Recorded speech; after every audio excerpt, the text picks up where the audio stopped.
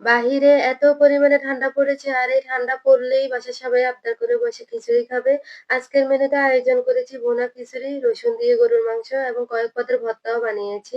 Hello everyone, আসসালামু আলাইকুম। Welcome to another new blog. আমি নাজ কুকারি। কেমন আছেন? আশা করছি সবাই অনেক অনেক ভালো আছেন। আলহামদুলিল্লাহ আমরাও পরিবারের সবাই ভালো আছি। সবাইকে আমার পেজে আমন্ত্রণ জানিয়ে আজকের ভিডিওটি শুরু করলাম। এই তো এখানে ভুনা খিচুড়ি রান্নার জন্য ৩ পট পোলাও চালের সাথে 1/2 পট মসুরির ডাল আর 1/2 পট মুগ ডাল নিয়েছি। আজকে মুগ ডাল ভেজেই খিচুড়িটা রান্না করব। যদি ঝরঝরে ভুনা খিচুড়ি খেতে চান তাহলে এই পর্যায়ে মুগ ডাল ভেজে নিতে হবে। এতে করে খিচুড়িটা ঝরঝরে হবে। ইদানিং আপনাদের ভাইয়া বলতেছে আমি নাকি রান্না করা একদমই ছেড়ে দিয়েছি। কোন ধরনের স্পেশাল রান্নাবান্নার আয়োজন করছি না। কতদিন স্পেশাল খাওয়া-দাওয়া হয় না। কিভাবে করব বলেন তো? একদিকে এত পরিমাণে শীত পড়েছে। অন্যদিকে যে টাইমে রান্না করতে যাবো ওই টাইম গুলাতে গ্যাস থাকে না। আজকে বাইরে কুয়াশা কাটিয়ে রোদ উঠেছে। কিন্তু মোটামুটি গ্যাসও আছে। তাই দেরি না করে সকাল সকাল রান্নাঘরে চলে আসলাম। আজকে বিভিন্ন রকমের সবজি দিয়ে এই ভুনা খিচুড়িটা রান্না করব। এর মধ্যে সবজিগুলো আমি আমার পছন্দ অনুযায়ী কেটে ধুয়ে রেখে দিয়েছি। এই তো খিচুড়ির জন্য চাল ডালও ধুয়ে নিয়েছি। এখন পানি ঝরাতে দিব। বেশ কয়েকদিন আগে বাড়ি থেকে আমার বোনরা এসেছিল আমাকে দেখতে। আমার মায়ের কাণ্ড দেখেন। তাদের কাছে গরুর মাংস, হাঁসের মাংস, মুরগির মাংস, ডিম, পোলাও চাল আরো যদি বলতে যাই শেষ করা যাবে না এভরিথিং এবং কি যাবতীয় মসলাগুলোও দিয়ে দিয়েছে। যাই হোক মায়েদের ভালোবাসা এমনই হয়। সারা জীবন আমার জন্য করেই গিয়েছে। আমি কিন্তু তাদের জন্য কিছু করতে পারলাম না, আফসোস। যাই হোক অন্যবার তো আমার বোনরা আসলে অনেকদিন থাকতো। এবার কেন জানি থাকেনি। আগের দিন এসেছিল, পরের দিন চলে গিয়েছে। ওরা থাকলে প্ল্যান ছিল এই আয়োজনগুলো করার। কিন্তু ওরা চলে যাওয়াতে আমার মন খারাপ ছিল। তাই আর রান্নাগুলো করা হয়ে ওঠেনি। এই তো খিচুড়ির জন্য হাঁড়িতে পেঁয়াজ কুচি দিয়ে নিয়েছি। মসলাগুলো এড করে দিয়েছি। এই যেমন এলাচ, দারচিনি, তেজপাতা এগুলো দিয়ে পানি শুকিয়ে যাওয়ার পর তেল এড করে নিয়েছি। তেলের মধ্যে মসলাগুলো ভেজে নেওয়ার পর আদা রসুন বাটা দিয়ে নিয়েছি।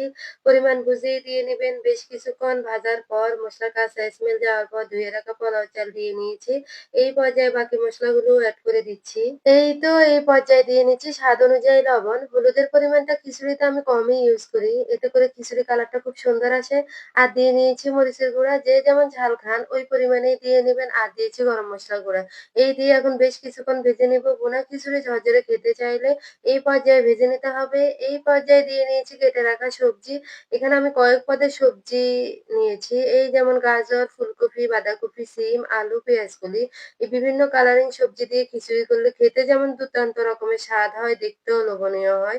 এই পর্যায়ে দিয়ে নিচ্ছি আগে থেকে ফুটিয়ে রাখা গরম পানি। ভুনা খিচুড়িতে মাস্ট গরম পানি ইউজ করতে হবে। চাল, ডাল, সবজি মিলিয়ে টোটাল ১ কেজির খিচুড়ি হবে। পানির পরিমাণ ঠিক ২ লিটার দিয়ে নিয়েছি। এই পর্যায়ে ঢাকনা দিয়ে ঢেকে রেখে দিব। এদিক থেকে গরুর মাংসটাও রান্নার জন্য প্রসেস করে নিচ্ছি। আজকে আলু রসুন দিয়ে গরুর মাংস রান্না করব। এখন নতুন আলু উঠেছে। এই তো বেশ কয়েকটা গোটা, গোটা আলু দিয়ে নিয়েছি। কয়েকটা গোটা রসুনও দিয়ে নিয়েছি। আস্ত রসুন দিয়ে এই গরুর মাংস রান্না করলে খেতে অসম্ভব মজার হয়। আমি আজকে হাতে মাখিয়ে গরুর মাংসটা রান্না করব। যাই হোক এই পর্যায়ে দিয়ে নিয়েছি বেশ কিছু পেঁয়াজ কুচি। পেঁয়াজের পরিমাণটা বেশি দিলে খেতে অসম্ভব মজার হয়। শুকনো গরম মসলাও এড করে নিয়েছি। এই যেমন এলাচ, দারুচিনি, তেজপাতা। বাটা মসলার মধ্যে দিয়ে নিয়েছি আদা বাটা, রসুন বাটা, পেঁয়াজ বাটা ১ টেবিল চামচ করে দিয়েছি। গুঁড়া মসলার মধ্যে দিয়ে দিয়েছি হলুদ, মরিচ, গরম মসলার গুঁড়া ১ চা চামচ করে দিয়েছি। স্বাদ অনুযায়ী লবণ, পরিমাণ মতো তেল দিয়ে মসলার মধ্যে ভালো করে মাংসগুলো মেখে নিয়েছি।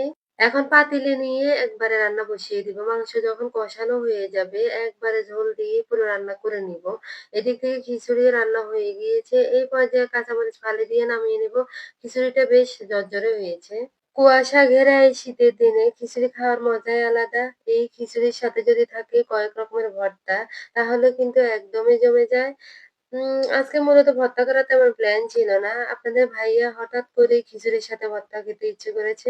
কি আর করার, উনি যেহেতু ইচ্ছে পোষণ করেছে, উনার ইচ্ছেটা তো রাখতে হয়। যাই হোক পরে ফ্রিজ খুলে দেখলাম বেগুন, টমেটো, ধনিয়া পাতা আছে।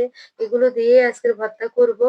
এরই মধ্যে বেগুন, টমেটো হালকা তেলে পোড়া, পোড়া করে ভেজে নিয়েছি। এখানে ধনিয়া পাতার ভর্তা করব। এর মধ্যে দিয়ে নিয়েছি কাঁচামরিচ, রসুন এগুলো হালকা তেলেই ভেজে এই ভর্তাটা করব। এই তো যা, যা ভর্তা করব সব রেডি করে নিয়েছি। এখন শুধু প্রত্যেকটা ভর্তা করে ফেললেই হবে। ভর্তা করা যে কি পরিমাণ ঝামেলা, যে করে সেই বুঝে। তবে কি করব ভর্তা যেহেতু পছন্দ করি আর সবসময় তো আর বানানো হয় না। যখন বানাই তখন একটু বেশি করেই বানিয়ে রাখি। এতে করে পরবর্তীতেও খাওয়া হয়। আজকের এই ভর্তাগুলো আমি বাটনার মধ্যেই করব। বাটার মধ্যেও মাঝে মধ্যে ভর্তা করে থাকি। বাটার ভর্তা বানালে যে টেস্ট পাওয়া যায় বাটনার মধ্যেও সে একই রকমের টেস্ট পাওয়া যায়। আজকে বেগুনটা পিস পিস করে ভেজে নিয়ে তারপর ভর্তা করে নিচ্ছি। এই তো এখানে দিয়ে নিয়েছি পেঁয়াজ কুচি, শুকনা মরিচ, ধনিয়া পাতা, স্বাদ অনুযায়ী লবণ দিয়ে নিয়েছি। বেগুন ভর্তাটা শুকনা মরিচ দিয়ে করলে বেশি টেস্ট হয়। যাই হোক আমার বেগুন ভর্তা করা হয়ে গিয়েছে। এই পর্যায়ে সরিষার তেল দিয়ে নিলে আরো টেস্ট দ্বিগুণ হয়। আজকে বাসায় সরিষার তেল ছিল না তাই এই পর্যায়ে দেওয়া হয়নি। এই তো এখন টমেটো ভর্তা করে নিব।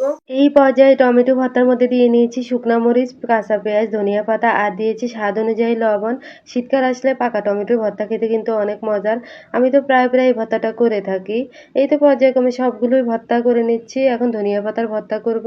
ধনিয়া পাতা ভর্তার মধ্যে দিয়েছি ভাজা রসুন, কাঁচামরিচ, কাঁচা পেঁয়াজ, স্বাদ অনুযায়ী লবণ। এই ভর্তাটাও দারুণ মজার। খুব অল্প সময়ের মধ্যে সবগুলো ভর্তা করা হয়ে গিয়েছে।